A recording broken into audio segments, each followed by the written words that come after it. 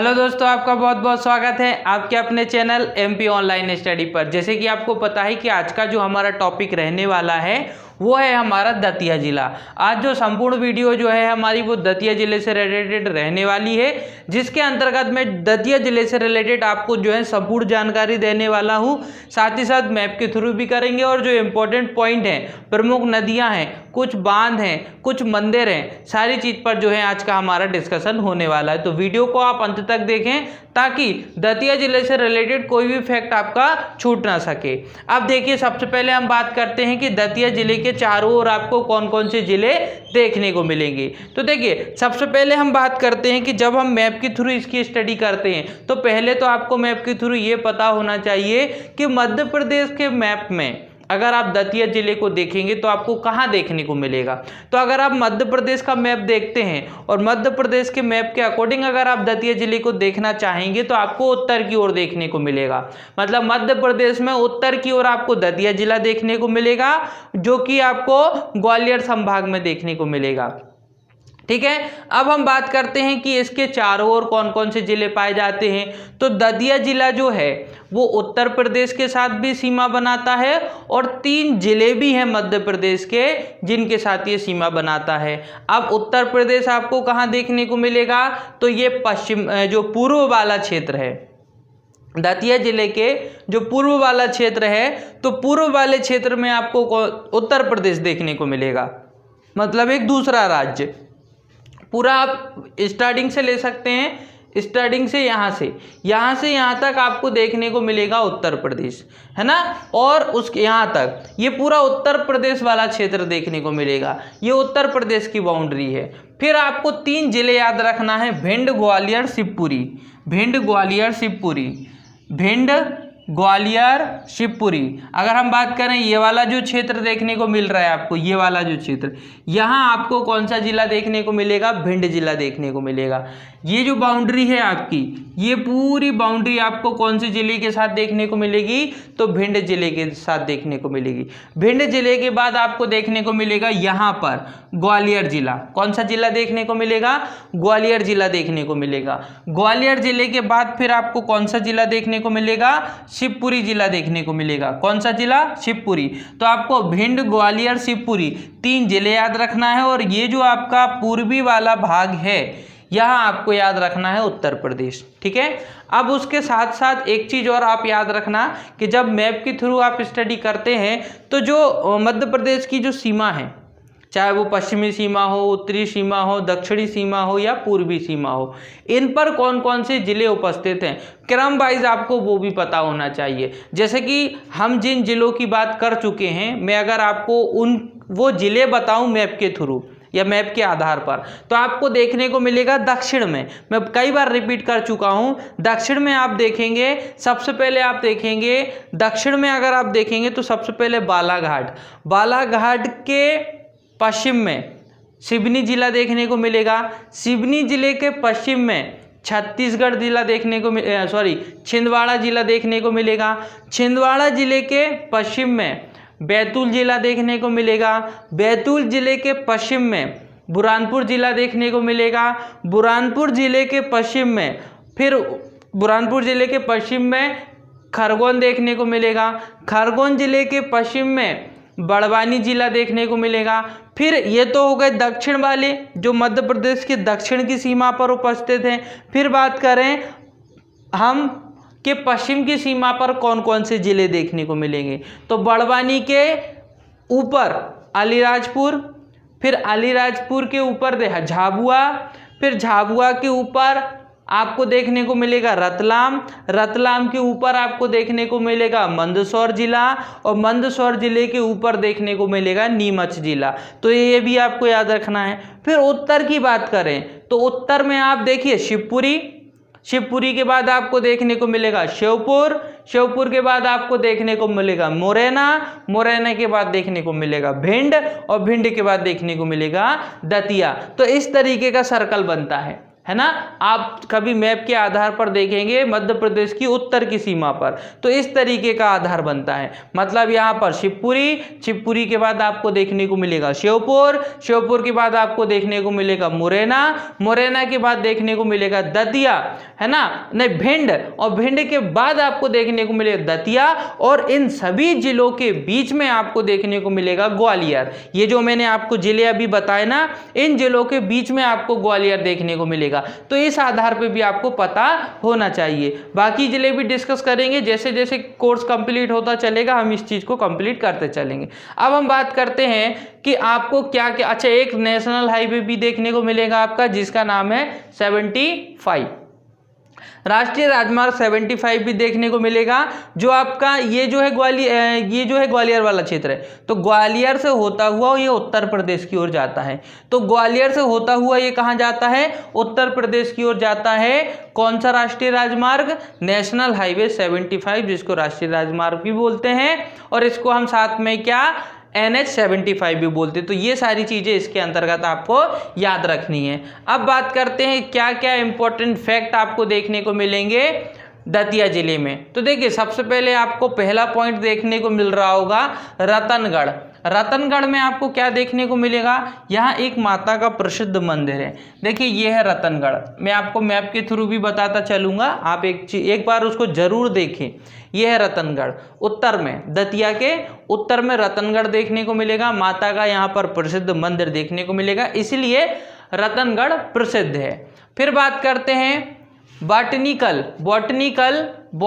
Garden. Botanical garden भी आपको देखो रतनगढ़ की ये साइड में देखने को मिल रहा है, ये है बॉटनिकल गार्डन। अगर हम बात करें बॉटनिकल गार्डन की, तो बॉटनिकल गार्डन में दतिया और भांडेर मार्ग पर एक वनस्पतिक उद्यान देखने को मिलेगा। देखिए भांडेर मैंने आपको ग्वालियर में भी बताया था, क्योंकि थोड़ा सा भांडेर का क्षेत्र आपको ग्वालियर में भी देखने को मिलेगा और थोड़ा सा उसका क्षेत्र दतिया में भी देखने को मिलेगा। मतलब ये क्षेत्र आपको दोनों जगह देखने को मिलेगा, भांडेर में भी देखने को मिलेगा और दतिया में भी देखने को मिलेगा। इसलिए आपको भांडेर जो है दोनों जगह याद रखना है, ग्वालियर में भी और दतिया में भी, लेकिन अधिकांश क्षेत्र आपको दतिया में देखने को मिलेगा। ठीक है, अब हम बात करते हैं कि आपको जो है बॉटनिकल गार्डन में क्या देखने को मिलेगा। तो बॉटनिकल गार्डन में आपको देखने को मिलेगा दतिया भांडेर मार्ग पर आपको एक वनस्पतिक उद्यान देखने को मिलेगा, इसलिए इसको बॉटनिकल गार्डन के नाम से जाना जाता है। ठीक है, क्योंकि यहाँ पर पेड़ पौधे पर्याप्त मात्रा में हैं और ये क्या है, वनस्पतिक उद्यान है। ठीक है, फिर बात करते हैं सोनगिरी की। सोनगिरी आपको कहाँ देखने को मिल रहा है, ये देखिए नेशनल हाईवे 75 के पास ही आपको देखने को मिलेगा सोनगिरी, ये है सोनगिरी। ठीक है, अब हम बात करते हैं इस सोनगिरी की।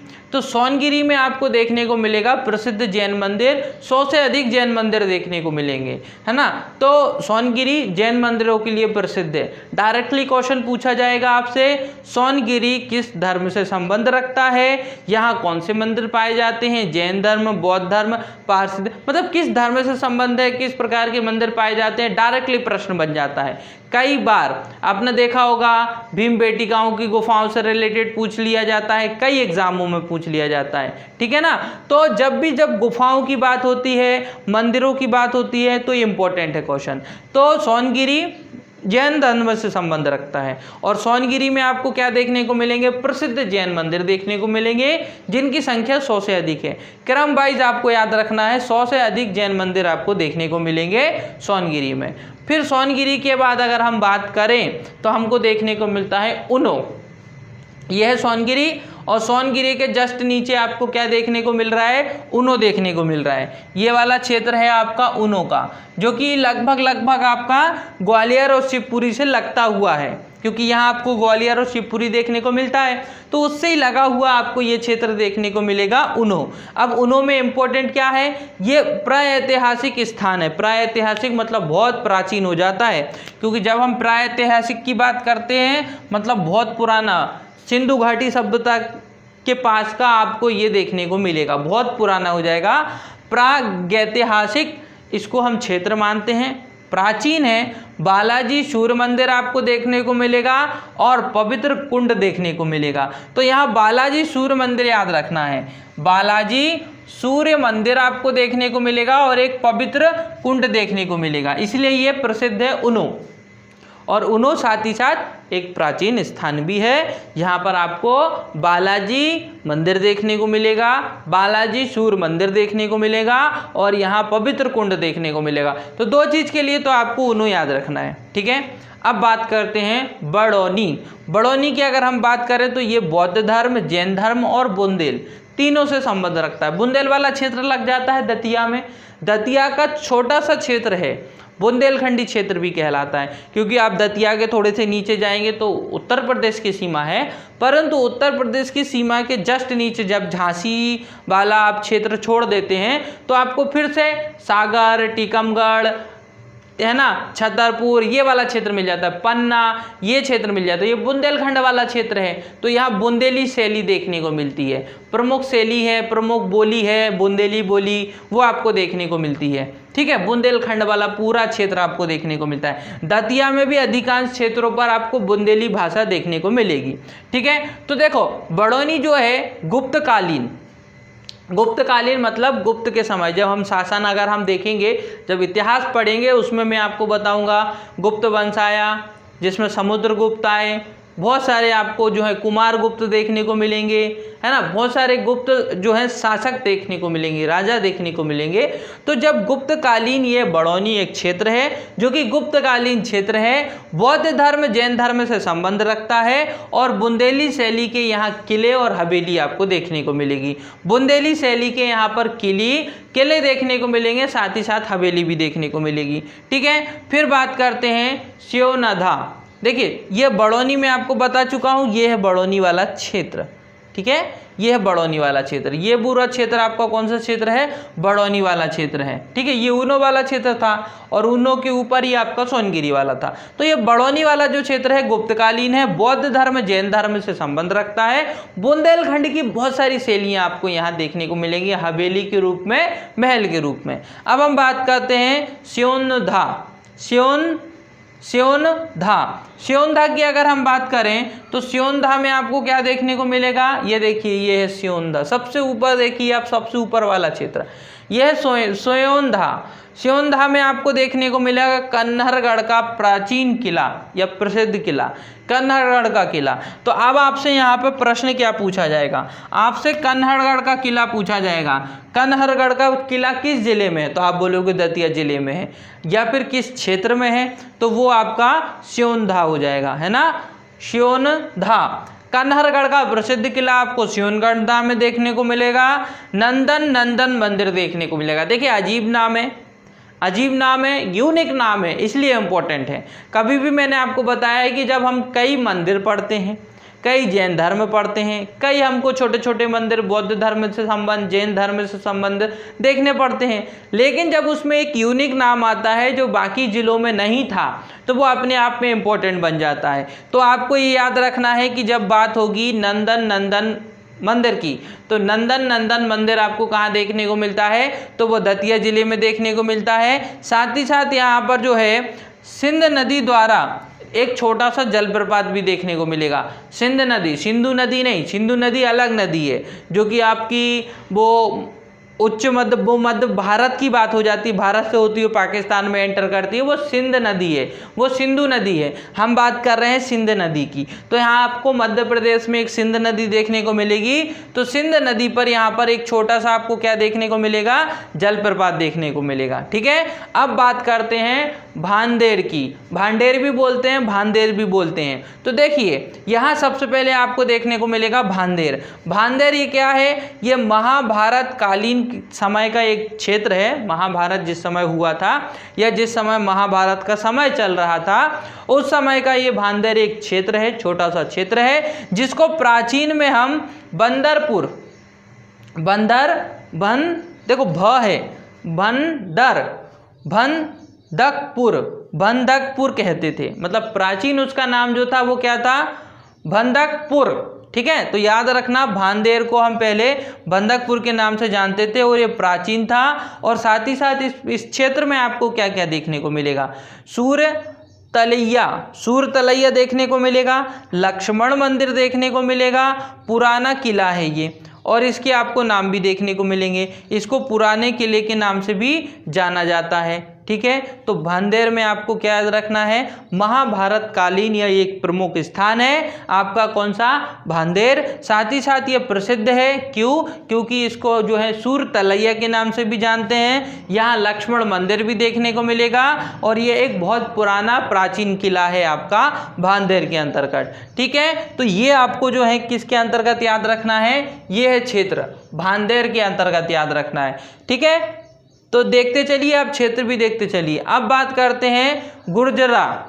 गुर्जरा की अगर हम बात करें तो गुर्जरा इसलिए इंपॉर्टेंट है क्योंकि अशोक से संबंध रखता है। और जब भी प्राचीन इतिहास की बात करें तो उसमें जब अशोक का नाम आता है तो अपने आप क्वेश्चन इंपॉर्टेंट बन जाता है। अशोक के क्योंकि आपको अभिलेख देखने को मिलते हैं, शिलालेख देखने को मिलते हैं, कई प्राचीन आपको उसके अंतर्गत जो है आपको स्तंभ देखने को मिलते हैं, तो अशोक इंपॉर्टेंट है। तो अशोक में आपको क्या याद रखना है, जब भी गुर्जरा की बात होगी तो अशोक का शिलालेख यहाँ देखने को मिलेगा।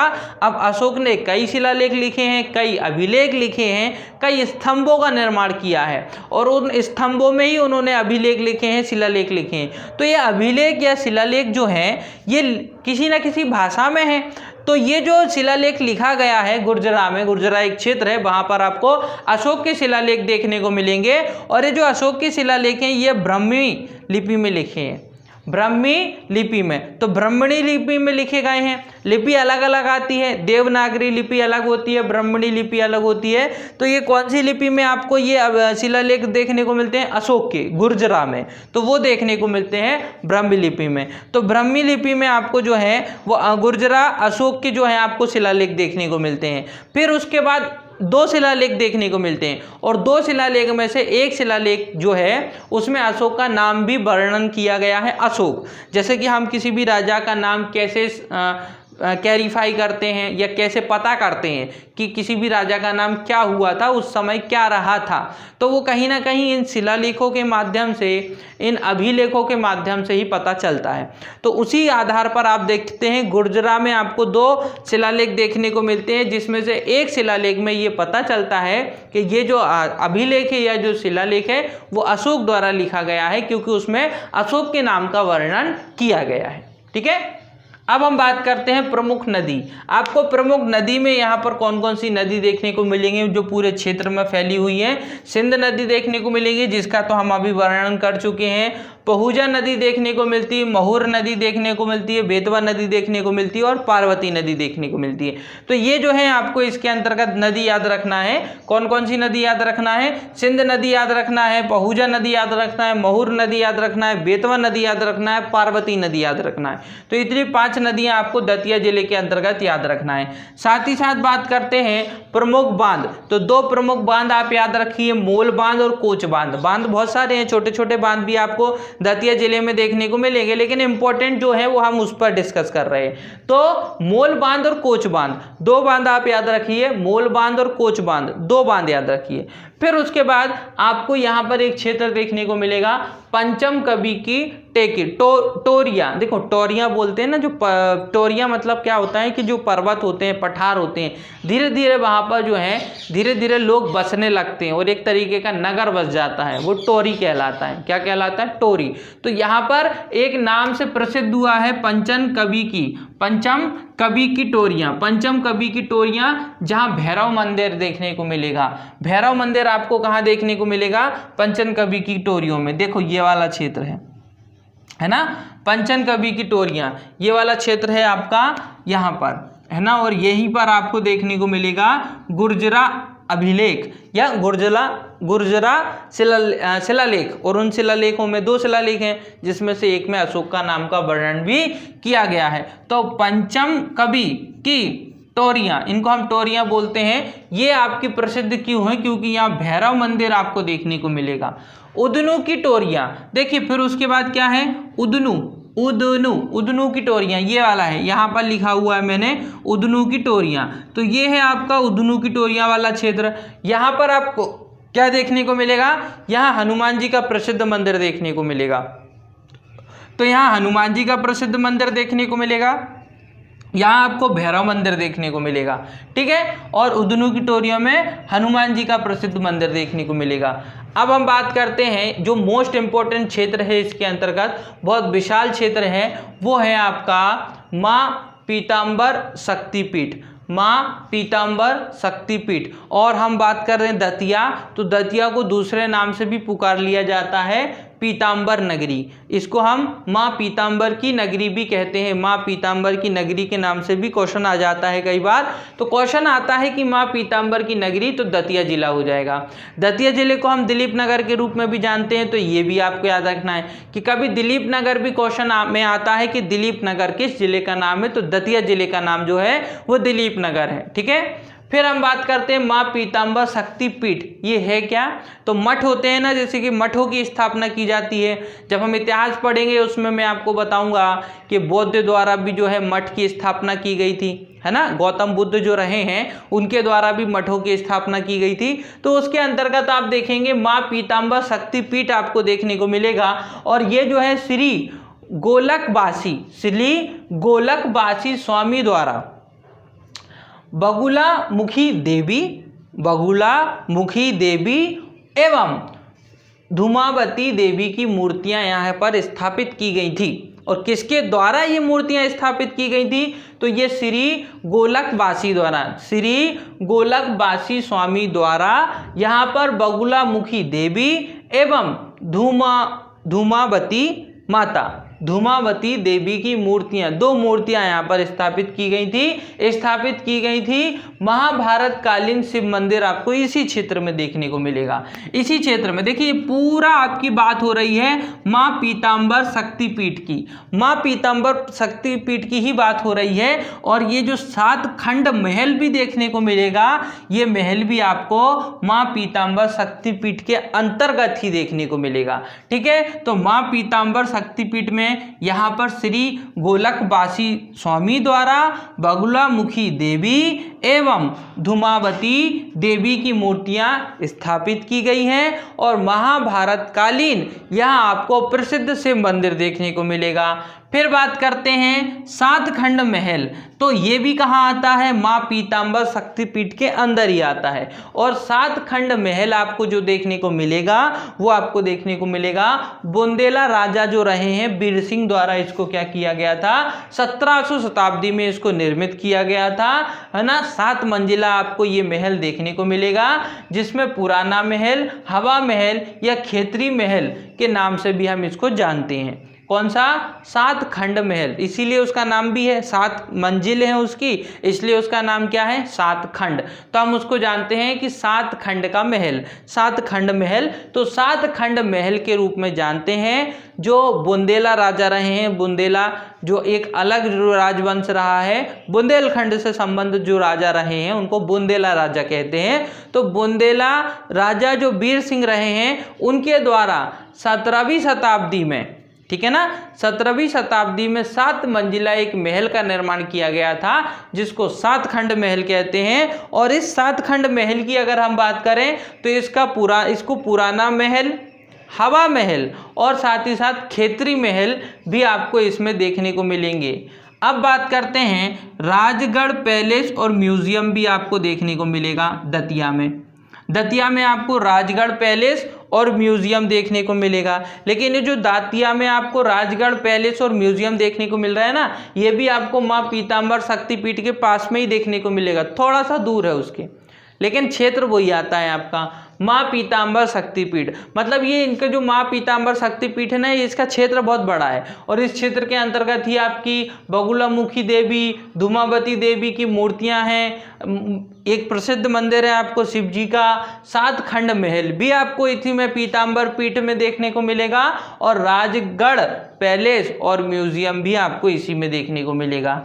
दतिया जिले की अगर हम बात करें तो मध्य प्रदेश का प्रथम नगर पालिका, मध्य प्रदेश की प्रथम नगर पालिका इंपॉर्टेंट है, मोस्ट इंपॉर्टेंट चीज है, प्रथम नगर पालिका, प्रथम नगर पालिका, ठीक है, प्रथम नगर पालिका दतिया जिला। मध्य प्रदेश की प्रथम नगर पालिका दतिया जिले के अंतर्गत, मध्य प्रदेश की प्रथम नगर पालिका दतिया जिला, याद रख लीजिए इसको। सबसे छोटा जिला, अच्छा सबसे छोटा जिला, आप बोलोगे सर सबसे छोटा जिला निवाड़ी हो गया है, क्योंकि अभी वो है टीकमगढ़ से अलग होकर एक नया जिला बना है निवाड़ी, तो उसको हो गया है। परंतु हम 2011 की जनगणना के आधार पर बता रहे हैं। 2018 के आधार पर आएगा तो आपको बिल्कुल निवाड़ी लगाना है, लेकिन कहीं कहीं अगर मान लो 2011 की जनगणना के आधार पर पूछा जाता है तो दतिया है। तो अगर हम सबसे छोटे जिले की बात करें तो वो दतिया है, लेकिन 2011 की जनगणना के आधार पर। लेकिन फिर भी हमको दोनों चीज याद रखना जरूरी है, लेकिन वर्तमान में हम बात करें तो निवाड़ी जिला है।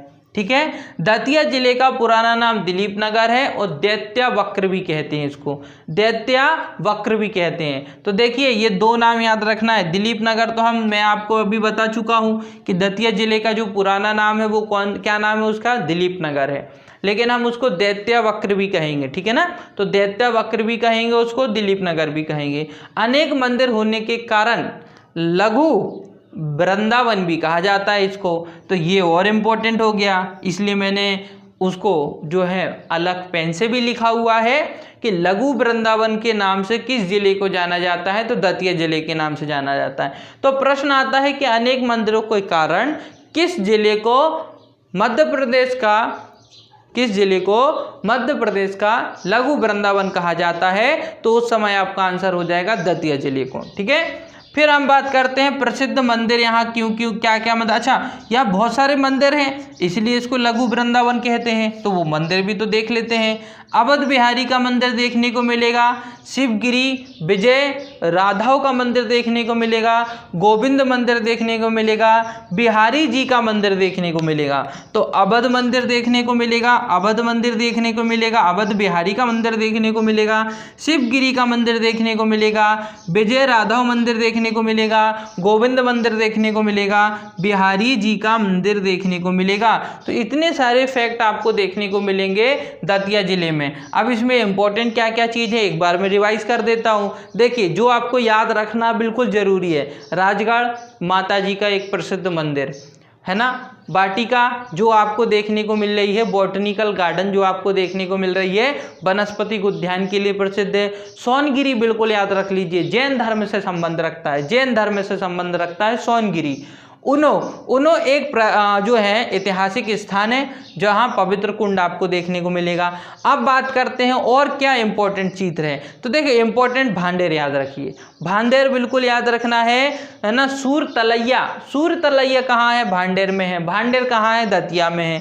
ठीक है, पुराना किला है, बंदकपुर के नाम से जानते थे पहले हम भांडेर को, अभी तो उसका नाम भांडेर है, पहला बंदकपुर था। तो ये इंपॉर्टेंट है। गुर्जरा बिल्कुल याद हो जाना चाहिए। शिलालेख है यहाँ पर, अशोक के शिलालेख हैं और एक में तो अशोक का नाम का वर्णन किया गया है, डायरेक्टली प्रश्न बनता है अशोक के नाम का वर्णन किस शिलालेख में किया गया है, तो जो गुर्जरा शिलालेख है उसमें किया गया है। गुर्जरा एक क्षेत्र है और वहां शिलालेख प्राप्त हुआ है। प्रमुख बांध याद रख लीजिए, मोल बांध याद रखिए, कोच बांध याद रखिए। माँ पीताम्बर शक्तिपीठ बिल्कुल याद रखना है, 100% इसमें से प्रश्न पूछा जाएगा और डायरेक्टली प्रश्न बनेगा तो बगुलामुखी देवी और धूमावती देवी की मूर्तियां आपको कहाँ देखने को मिलती है, या माँ पीताम्बर शक्तिपीठ के नाम से किस जिले को जाना जाता है, तो वो जाना जाता है दतिया जिले को। साथ ही साथ 7 खंड महल से रिलेटेड प्रश्न बन जाते हैं। बुंदेल राजा वीर सिंह द्वारा इसको 17वीं शताब्दी में निर्मित किया गया था, 7 मंजिला है। ठीक है, मंदिर के इसको पुराना महल, हवा महल या खेतरी महल भी कहते हैं। उसके बाद दतिया जिला मध्य प्रदेश का प्रथम नगर पालिका बिल्कुल याद रखिए, सबसे छोटा जिला, लेकिन 2011 के आधार पर प्रश्न चेंज हो जाता है। वर्तमान में बताइए, तो वर्तमान में निवाड़ी जिला हो जाएगा। ठीक है, दतिया जिले का पुराना नाम दिलीप नगर है और दैत्य वक्र है, ये बिल्कुल याद रखना है। प्रसिद्ध मंदिर है लघु वृंदावन के नाम से हम इसको जानते हैं, वो इसलिए जानते हैं क्योंकि यहाँ बहुत सारे मंदिर देखने को मिलते हैं, इसलिए दतिया को हम लघु वृंदावन कहते हैं। ठीक है, तो इतने सारे इंपॉर्टेंट फैक्ट हैं जो आपको दतिया जिले से याद रखना है। तो इसी के साथ आज की वीडियो हमारी यहीं समाप्त होती है। अगर आज की वीडियो आपको पसंद आई हो तो वीडियो को लाइक करें, हमारे चैनल को सब्सक्राइब करें। अगर आपने हमारे चैनल को ऑलरेडी सब्सक्राइब किया हुआ है तो बेल आइकन दबाएं ताकि आने वाली सारी वीडियो का नोटिफिकेशन आपको प्राप्त हो सके। ओके दोस्तों, thank you. Thanks for watching.